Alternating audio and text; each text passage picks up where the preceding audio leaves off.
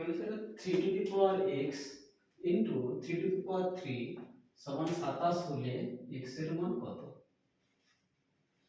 আমরা একটা সূত্র জানতাম x two the power m into x two the power n সমান x two the power m plus n। তাহলে এখন আমি এই সূত্রটা কাজে লাগাবো, বা পাওয়ার পাওয়ার যোগ করার সূত্র 3 to the power x plus 3 সমান 27, বা 3 to the power x plus 3 সমান 27 কে লিখতে পারি কি 3 এর কিউব।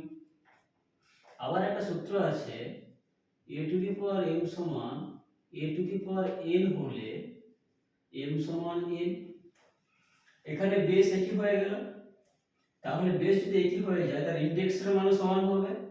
তাহলে একে আমরা লিখতে পারি বা x প্লাস 3 সমান 3, বা x সমান 3 মাইনাস 3, অতএব x সমান 0।